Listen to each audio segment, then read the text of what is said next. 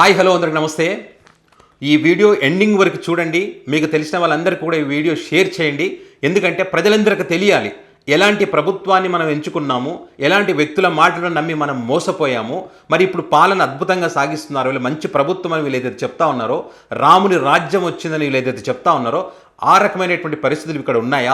గతంలో చంద్రబాబు నాయుడు గారు ఏమన్నారు, జగన్మోహన్ రెడ్డి పాలన సంబంధించి విధ్వంసం అన్నాడు, సైకో పాలన అన్నారు, రాజారెడ్డి రాజ్యాంగం నడిపిస్తూ ఉన్నారని చెప్పి చంద్రబాబు నాయుడు గారు చెప్పడం, పవన్ కళ్యాణ్ గారు కూడా ఏ రకంగా మాట్లాడారు, ఆయన మాటలు మీకు ఒకసారి ఖచ్చితంగా వినిపిస్తాయి ఇప్పుడు నేను. ఎందుకంటే ఈయన మాటలకు సంబంధించి ఇప్పుడు పెద్ద ఎత్తున చర్చ జరుగుతోంది. అదే కాకుండా తిరుపతి చరిత్రలోనే ఇంతటి దారుణాతి దారుణమైనటువంటి పరిస్థితులు ఎప్పుడు కూడా చూడలేదనేటువంటి అభిప్రాయాలు కూడా సర్వత్రా వినిపిస్తూ ఉన్నాయి. ప్రజలు చీదరించుకుంటున్నారు. సిగ్గు, శరం, మానం, మర్యాద ఏదైనా ఉంటే కనుక వెంటనే ఇలాంటి వాటికి పులి స్టాప్ పెట్టి ప్రజలకు ఇస్తానంటే హామీలు అమలు చేయాలి, ఒక మంచి పాలన అందిస్తారని చెప్పి మేము ఏదైతే కోరుకున్నామో ఆ రకంగా వీళ్ళు పాలన అందించాలని చెప్పి ప్రతి ఒక్కరు కూడా ప్రశ్నిస్తూ ఉన్నారు. వాస్తవాలు మీకు తెలియదా? ఎవరి బలం ఎంత ఉందో మీకు తెలియదా? ఈ డిప్యూటీ మేయర్ పదవి ఎవరిదో మీకు తెలియదా?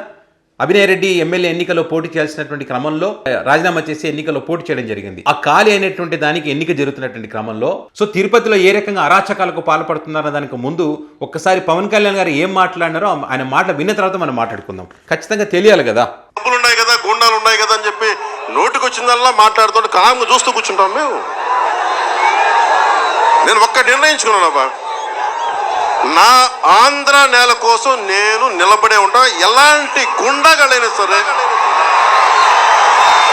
వైసీపీ ప్రభుత్వం గుండాలకి నిలయం. అది ఒక్కొక్క వైసీపీ గుండాగాడికి కానీ క్రిమినల్ గాడికి కానీ మీకు చొక్క బట్టలు ఊడదీసి రోడ్ల మీద కొట్టిస్తాను.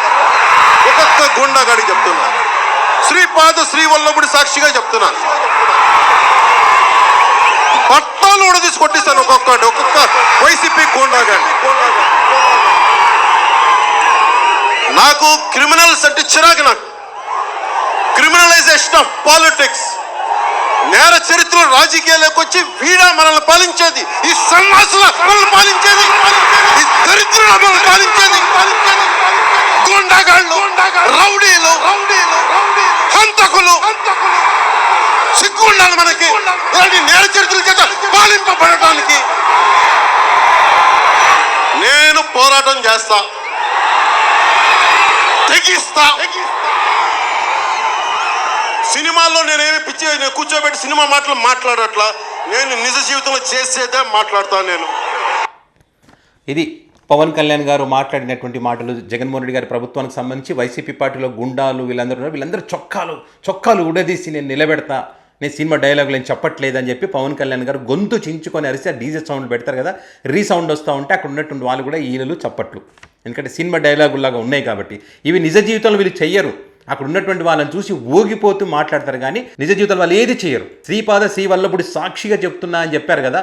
కోట్లాది మంది ప్రజల ఆరాధ్య దైవమైనటువంటి కలియుగ దైవం శ్రీ వెంకటేశ్వర స్వామి సాక్షిగా తిరుపతిలో జరుగుతున్నటువంటి అన్యాయాలకు సంబంధించి అక్కడ ఉన్నది Janasena party MLA, Tirupati MLA, Janasena party MLA, ఆయన కుమారుడు వీళ్ళు చేస్తున్నటువంటి అరాచకాలకు సంబంధించి, వాళ్ళు చేస్తున్నటువంటి దౌర్జన్యం కానీ, వాళ్ళు చేస్తున్నటువంటి గుండాయిజం కానీ, బస్సులో వెళ్తున్నటువంటి కార్పొరేటర్ల పైన వాళ్ళందరినీ కిందికి ఈడ్చుకొచ్చి, బస్సులో నుంచి కిందికి ఈడ్చుకొచ్చి అద్దాలు పగలగొట్టి పోలీసు అధికారుల సమక్షంలో ఇవన్నీ జరుగుతూ ఉంటే పోలీసులు కూడా మౌనంగా ఉన్నటువంటి పరిస్థితుల్లో మరి మహిళలను కూడా రోడ్డు మీద ఈడ్చుకొని దాంట్లో కార్లలో వాళ్ళ జీప్లలో ఎక్కించుకొని కిడ్నాప్ చేస్తూ ఉంటే, అర్ధరాత్రుల పూట ఇళ్ళకు వెళ్ళి మహిళా కార్పొరేటర్లను కూడా లాక్కొచ్చి కిడ్నాపులు చేస్తూ ఉంటే, వైసీపీ ఎమ్మెల్యే సుబ్రహ్మణ్యం కూడా కిడ్నాప్ చేసి ఎక్కడ పెట్టారో ఏం చేశారో ఇంతవరకు తెలియనటువంటి పరిస్థితులు ఉంటే, హైకోర్టు సైతం దీనికి సంబంధించి సీసీ కెమెరాలు పెట్టండి, అక్కడ న్యాయబద్ధంగా చట్టబద్ధంగానే జరగాల్సినటువంటి అవసరం ఉందని చెప్పినా కూడా వాళ్ళ మాటను కూడా పెడచెవిన పెట్టి న్యాయ వ్యవస్థను కూడా గౌరవించకుండా మీకు ఇష్టం వచ్చినట్టుగా గూండాయిజం, రౌడీయిజం, దాడులు చేయడం, అరాచకాలు సృష్టించడం, విధ్వంసాలు చేయడం, రెడ్ బుక్ రాజ్యాంగాన్ని అమలు చేయడం, ఇవన్నీ చేస్తూ ఉన్నారు కదా. ఇప్పుడు ఎవరు చొక్కాలు ఎవరు విప్పదీసి నడి రోడ్డు మీద నిలబెట్టి మరి వాళ్ళని తరిమి కొట్టాలనేటువంటిది మీరే చెప్పాలి. ఇప్పుడు స్థానిక ప్రజలైతే, తిరుపతి స్థానిక ప్రజలైతే చరిత్రలో ఎప్పుడు కూడా మేము చూడనటువంటి దారుణాలు తిరుపతి పుణ్యక్షేత్రంలో మేము చూస్తూ ఉన్నాం. ఈ కూటమి సర్కార్ అధికారంలోకి వచ్చిన తర్వాత, అంటే చదువుకున్నటువంటి మేధావులు చెప్తా ఉన్నారు అందరూ, మేము ఈ అధికారంలోకి రావడానికి ముందు కూటమి అధికారంలోకి వస్తే పవన్ కళ్యాణ్ గారి మాటలు మేము విని ఈ గుండాలు లేని పాలన, హంతకు లేని పాలన, అంబేద్కర్ గారు రాజ్యాంగాన్ని అమలు చేస్తాను వీళ్ళు ఏదైతే చెప్పారో ఆ మాటలని నమ్మి మేము మోసపోయాం. ఈరోజు అధికారంలోకి వచ్చిన తర్వాత మరి తిరుపతి యొక్క పవిత్ర పుణ్యక్షేత్రాన్ని వీళ్ళు అబాసుపాలు చేస్తూ ఉన్నారు. తిరుపతి లడ్డు అని చెప్పి మరి అపవిత్రం చేశారు. మరి పవన్ కళ్యాణ్ గారు ఇక్కడికి వచ్చి సనాతన ధర్మాన్ని కాపాడుతా సనాతన ధర్మ బోర్డు ఏర్పాటు చేస్తున్నారు. మొన్న తొక్కిసలాట జరిగితే మరి అక్కడికి వచ్చి ఒక మాట సారి చెప్పేసి వెళ్ళిపోయారు. కనీసం ఎందుకు తొక్కిసలాట జరిగింది, తిరుపతి లడ్డులో కల్తీ జరిగిందా లేదా అనే విషయాలకు సంబంధించి కూడా ఎక్కడ కూడా పవన్ కళ్యాణ్ గారు మాట్లాడింది లేదు. అంటే ఈయన మాటలకు ఈయన చేతులకు ఎక్కడ కూడా సంబంధం లేదు.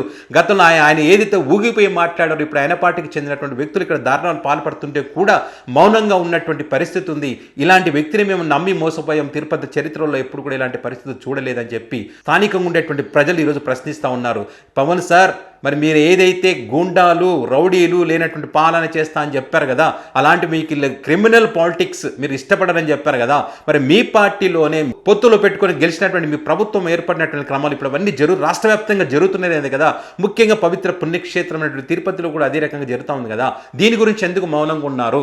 మరి ఇప్పుడు ఎవరు చొక్కాలు విప్పదీసి నిలబెడతారో, తరిమి కొడతారో కొట్టండి అని చెప్పి ఇప్పుడు అడుగుతున్నారు. వాళ్ళకి మీరు సమాధానం చెప్పాల్సినటువంటి అవసరం ఉంది.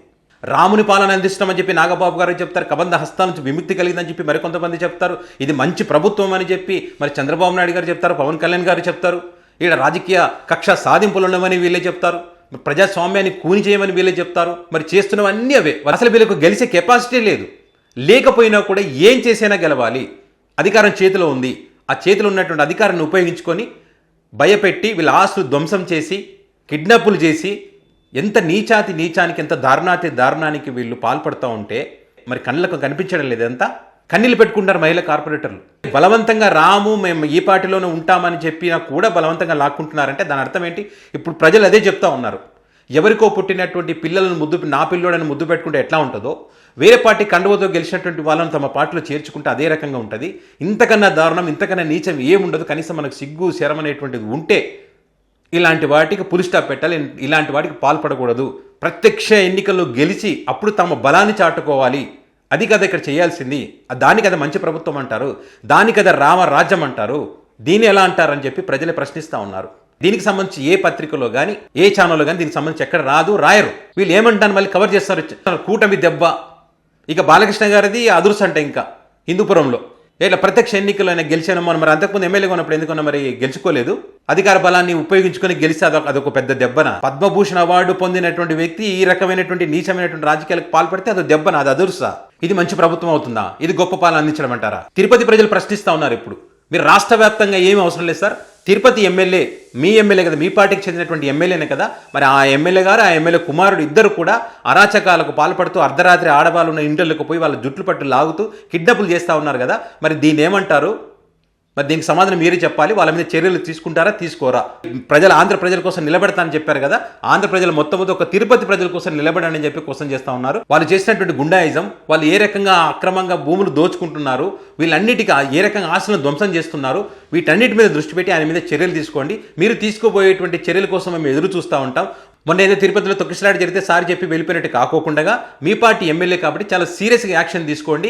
మీరు తీసుకోపోయే యాక్షన్ వల్ల రాష్ట్రంలో మరి గూండాయిజం, రౌడీయిజం ఇలాంటి పాలనలు లేకుండా మిగతా ఎమ్మెల్యేలు కూడా క్రమశిక్షణతో ఉండే విధంగా చర్యలు తీసుకోండి సార్, వెయిట్ చేస్తుంటామని చెప్పి తిరుపతి ప్రజలు చెప్తా ఉన్నారు. సో వీటన్నిటికి సంబంధించి మీరేమనుకుంటున్నారు? పవన్ కళ్యాణ్ గారు ఏ రకంగా ఇప్పుడు మాట్లాడారు, ఇప్పుడు జరుగుతున్నటువంటి పరిస్థితులకు రిలేటెడ్గా ఉండేటువంటి మాటలు కూడా మీకు వినిపించాను నేను. ఆయన మాట్లాడిన దానికి వాళ్ళ పార్టీ నాయకులు చేస్తున్న దానికి ఎక్కడ కూడా సంబంధం లేదు. సో వీటన్నిటికి సంబంధించి మీ అభిప్రాయాన్ని కామెంట్ రూపంలో పెట్టండి.